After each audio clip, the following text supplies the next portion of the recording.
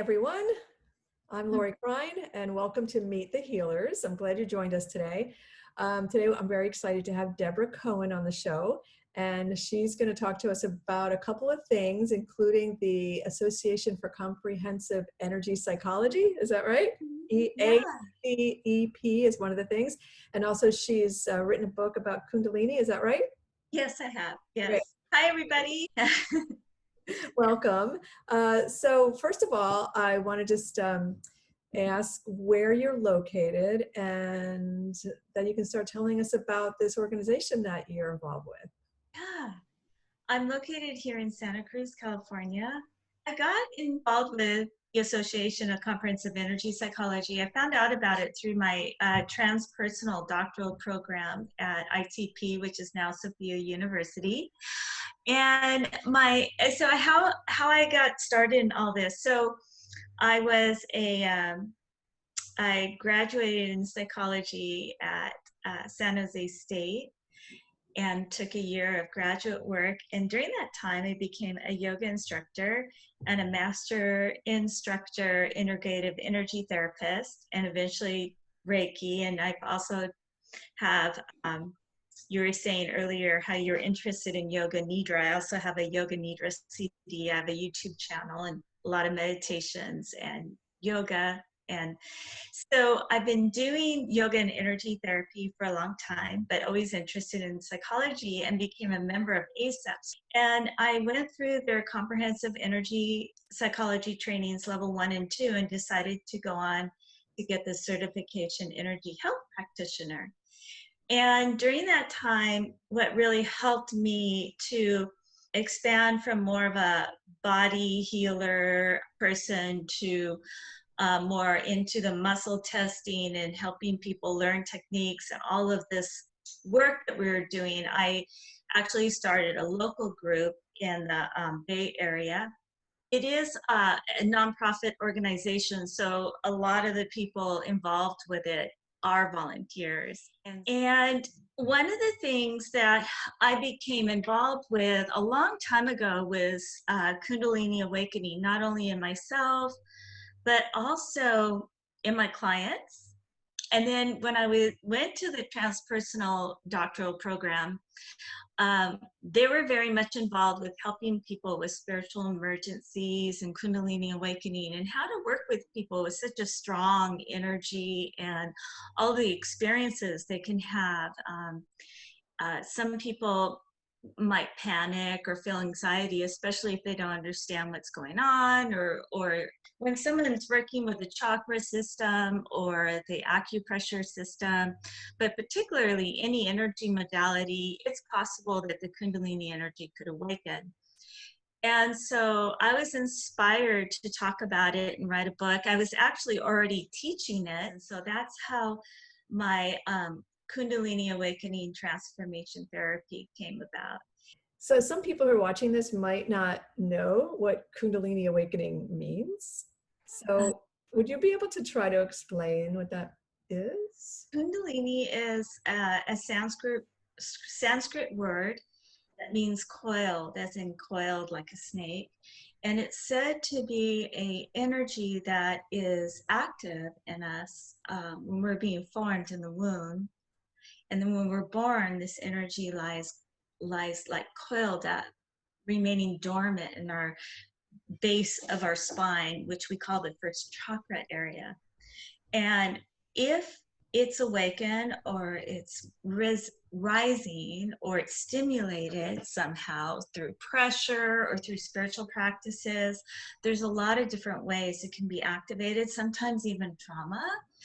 And it can create a very strong energy effect that a person might feel uncomfortable with, or they might feel very blissful with it. It's not really subtle. Some people might see visions or think they're hallucinating. Some people might have their bodies moving and they're not making it move. For me, my body would start moving, and I'd have these different breathing ways that I would breathe. My body would breathe a certain way. I would move different ways. clients, same thing. They would come to me and say, oh my gosh, something's happening to me. When I sleep at night, I feel like there's this energy running up my back, and I'm feeling all of these emotions. You know, these, it sounds like an event, right? A Kundalini awakening. You have the event, and Mhm. then there's like before your awakening and after your awakening. Is that kind of how it works, or is it something that is that you can have it multiple times, and each time it's a little bit different? Like, can you go into that a little bit? I think it depends on the person. And in my book, I even talk about possibly the person's energy makeup, which I consider is kind of how we're born into astrologically. I think that if it's awakened, there's probably a certain timing that that's going to happen in your life if it's supposed to happen. And if it does happen, I'm guessing that it'll happen again. It's usually not a one-time thing unless a person really tries to subdue it. It's really hard. I can't, it's kind of like answering a person's path to say that, but I'm just going to guess it will happen more than once and might happen continually. I think some people can have a control over it. So if it gets uncomfortable, they might stop meditating or doing spiritual practices because that tends to activate it more so than living life, but just living regular life, but that's not always the case. And that's why it's so challenging to say on how it is for each individual, because some people will have to pull off to the side of the road because they're having such an intense energetic experience that's beyond their control. So they just have to pull off. I've had one person say, I just had to pull off to the side of the road until it passes. I had an experience a few years ago, Yeah. and I don't know if this is what it was, but I was at a devotional yoga class up in Oregon. And so I felt very safe in the environment, and I knew the teacher. And I show up in class, and there was maybe, I don't know, 8 people, and we were in a circle. I sat down in my spot, and we started to do the breathing. And within 5 minutes, I felt, I was like, oh my God, what's happening? And I thought, this is what went through my head. Whatever's happening, I'm going to let it happen, because this is the place where I feel safe for it to happen. Yeah. I felt this wave of emotion that was just coming through me. And I'd never felt anything like that before. It just like came through, and I just started to cry, like these deep, deep sobs, like I had never cried before, and it wouldn't stop. And it was interesting because the teacher, and so I just let it come. And then eventually she came to me and took my hand and asked if I wanted to sit near her. And I ended up curling up in her lap. And she probably weighs like 95 pounds. She's a tiny little woman. And I curled up in her lap, and she just held me while she was teaching the class. And it was like 20 minutes of just like deep sobs, and it was all coming out. And then I gradually was able to, calm down a little bit. And then I sat next to her, and then, she finished the class. And then afterwards, I never really like figured out what it was or what was going on. I just felt good afterwards. Like it was a cleansing, or something was just coming out. It was crazy. So that's the closest thing. She said it was a Kundalini awakening. That's why I brought it up. That's magical. Thanks for sharing. Sure. I have a special teacher known as Amma. She's a world-renowned international, known as like the hugging saint. She goes and hugs people. I've heard of her. Yeah. Just uncontrollable tears around her over and over and over again. Even just sitting in front of her statue, Kali, that she has in India, same thing. Kali is known as a very strong mother goddess who's very protective energy. And I really connect with her as well. And just any heart opening or any feeling of divine love will bring up tears, for me anyways. Yeah. So my mission is to let people know about it, so that if it happens, they're like, oh, I think this is what's happening to me. And then if they want someone to help them, they can, like, I do work with people with their Kundalini, and I do teach other professionals how to work with Kundalini, which is why I was inspired to put together the training and to teach therapists and other licensed or medical doctors or anyone working with clients, because some psychiatrists will put people on medicine with Kundalini rising because they have had such strong hallucinations and anxieties over it and not understanding what's going on, to be put on medicine to calm them down, psychotropic medicine. Part of my inspiration is just to really bring it out there and say it's a beautiful way for people to grow spiritually and to see it as a spiritual initiation.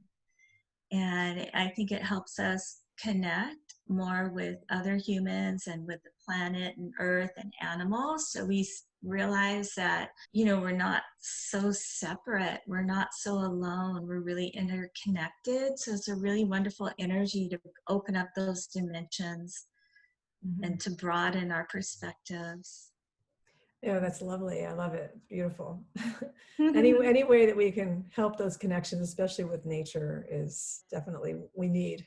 If someone was having stuff going on that they didn't feel comfortable with, can you share some maybe examples of what things they might be feeling or things that might be happening so that they maybe can see the signs and be like, oh, I remember I watched that video and the things that I'm feeling, maybe that's what it is.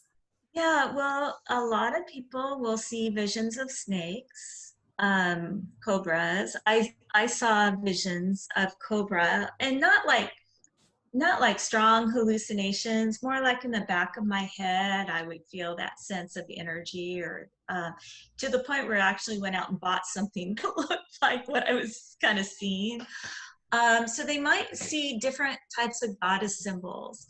Goddess symbols are kind of interesting because sometimes they've been made to be like taboo from male dominating societies. Back from what I understand, according to my study of women, we used to be more of a matriarchal society, and then it turned into patriarchal society because of all the wars that were going on for land and things. And so people might just see different symbols. Like, even, for example, I've had dreams of spiders. Spiders in the web is also kind of a goddess symbol, and different things like that. Because it's kind of moving through the chakra system and purging some of the energy blockages that might be in your system, people might act out, and they might act out emotionally as it runs up their second chakra, which has a lot of your, reproductive hormones and organs, sexual organs. They might have spontaneous orgasms. That's real common with Kundalini awakening. So you don't need to have sex. And then you can also have energy orgasms, but it doesn't feel sexual at all. Like I have them, I just feel it. It's hard to explain. And then their body might move. They might shake their whole body, and they might make sounds. They might do mudras with their hands. Their body might move without consciously initiating it. And for some people, they'll go into spontaneous postures, whether it be yoga postures or something else, or mudras and things like that. They could have really intense dreams because, again, they are opening themselves up. They're broadening themselves up to other dimensions, but then also they're purging. They could be purging some of their emotional blockages and traumas. And so that could come out through dreams and visions too. I had one person say, like, oh my goodness, Debora, with his Kundalini awakening, he could see everybody had a crown on top of their head going up into the heavens, and everyone had at least one angel. Like, he could see all that. Wow. I know. And so some people are really visual, and then some people are real feelers. For me, it was amazing because I was already doing energy work. I could feel energy work if it was done to me, but I didn't necessarily have the connection with my clients. But once I had the Kundalini awakening, I had this amazing connection to where I knew I could see through what I was feeling, and sometimes I could see if there was a healing going on. And I could also sense if there's another presence in the room. And so there were things that I couldn't do beforehand that in once it awakened, it enriched my work.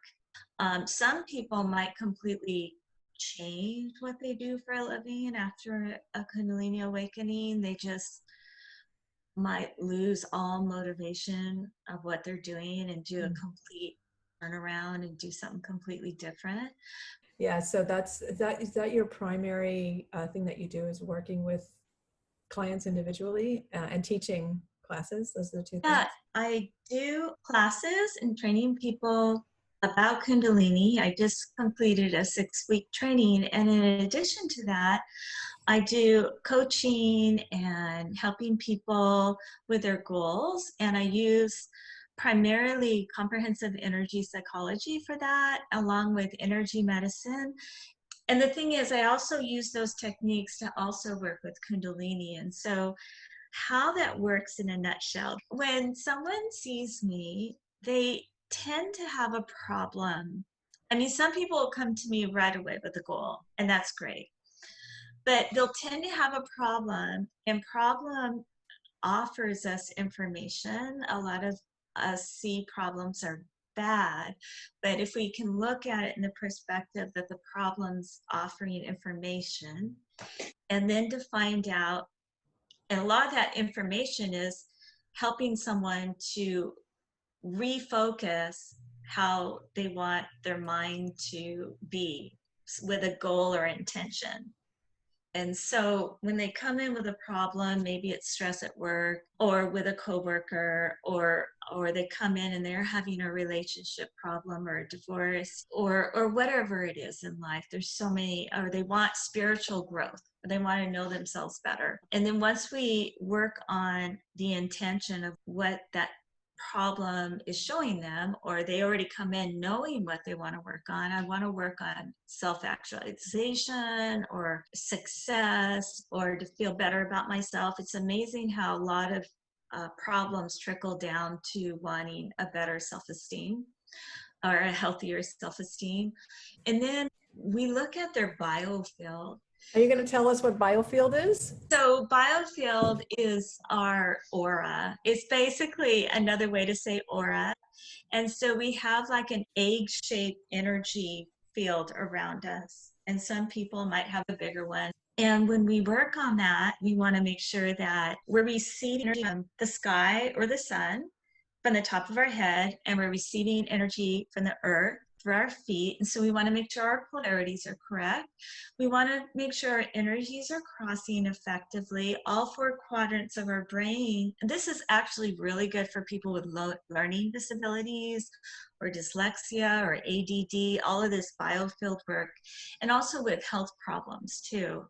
There's some psychological and medical research that if their biofield is off, there's a relationship with some health issues. Once we do that, it helps a person become more clear and grounded, and it can help their treatment last. The researchers found that if we work on the biofield before we even get started, it really helps with treatment, especially if someone's working through traumas. People will also come to me with trauma, because trauma can create a lot of blockages towards goals and intentions. And so they'll come to me after we test and we do muscle testing. And when I work over the computer, I've been working online even before COVID. You know, there's just no barriers. I like to use a pendulum. So when I work with a pendulum, so like if I'm muscle testing a person in person, I'll use their arm. So if a pendulum, if it turns one way, that's a strong biofield energetic response. If the pendulum turns another way, it'd be like a weak arm. It's just a way to get at a person's other consciousness. And so like you, I work with other levels of consciousness. I even do soul detective work. Once we get grounded, and then we muscle test to make sure, because energy follows intention, that we're really working on the right issue that the person came in for. then we find out if there's any mental blockages towards treatment. And so a lot of times people might come in and we do a treatment unknowingly that they are blocking it because they have a mental block, kind of like a smoker who wants to come in and quit smoking, but really they have a mental blockage because if they quit smoking, they might gain weight or they might lose their social network when they go out on break. You know, we have to address those psychological reversals. Psychological reversals. Yeah, we have to make sure that they are clear and ready to be treated. And we take those and we expect to find them. We hunt for them. We actually look for them to make sure that they're ready to go. We're pretty effective at addressing them and finding them. You know, if someone's really had a lot of stress, we still have to continually check their Biofield too, especially if there's been a lot of trauma. Usually we can get it done really fast in one appointment. Like sometimes we go really deep subconscious work really fast, like within 15 or 20 minutes. I'm also certified in thought field therapy and emotional freedom technique and soul detective and different modalities. And so what's nice about comprehensive energy psychology is we can test all the tricks that are in my handbook. You know, like, okay, what's the best treatment for you? And maybe it's nothing that I have. Maybe it's something that the person knows. Like, it didn't happen to me, but it happened to one of my trainers that the person just need to go, and this is a licensed PhD, and goes, you know, I just need to go take a walk around the block and come back. And that was the strand, and he's like, okay, and he left the office and he was like, is he gonna come back? And he came back and he was fine. Like, it's what he needed to treat. But Wow. but he said he was like sweating bullets, you know. He's like, but so I might, like, you know, I might do a thought field therapy, I might do emotional freedom technique, and a lot of that's the tapping.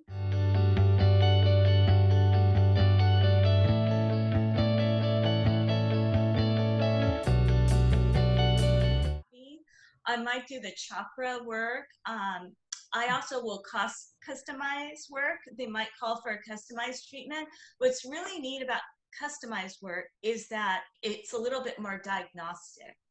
And so if you're familiar with the chakra system, and they're like all these different energy centers that and each energy center has different psychophysical components to them. Maybe they just needed one or two chakras worked on versus all seven. Sometimes it's something so ingrained, you have to work on all seven. Mm-hmm. And then what's really fun about this treatment is you're actually teaching people how to work on themselves. It's very self-empowering to the client. It's very client-centered. I'm not trying to say, oh, this is what I see, like a psychic, intuitive, or anything like that. And if they ask me a question, I actually have a lot of structure on how to get them to find the answers to their questions. When I'm consulting and I'm training others to go through this certification, if they're a body worker or they've done some sort of energy work where people would come to them for psychic readings, it's giving them the opportunity where, hey, let's take the pressure off you and help them find their own answers to their questions. So that enables the client to feel more like they have more control too over whatever it is that's happening, which is a lesson for life, because a lot of times we just give our power away to our job or to our partner or to our family, and we end up depleted. You need to take control over your own healing, because that will empower you maybe in other areas of your life too. It sounds like you've got quite a little toolkit there of different things that you can do to help people depending on what it is that they need. Everything kind of is all interrelated. And so it all kind of boils down to wellness. And everything's connected together too, the physical, the emotional, the spiritual. How would people get in touch with you? A lot of People just send me an email. I made my email easy. It's DebOraCohen@gmail.com. And then to make it even easy to get to my website, it's DebораCohen.com. If someone was interested in booking a session with you or getting more information about ASAP, that would be the place to go. Yeah, absolutely. I'm just putting together my first Zoom gatherings. I'm going to put together some, and they're no charge. Just send me an email at DebораCohen@gmail.com. Make sure there's no H at the end of Deborah. You can also find me at training.coach. Okay, great. Well, thank you so much. It was great chatting with you. Oh, my pleasure. Thanks for inviting me. Nice to meet everybody out there listening. Awesome.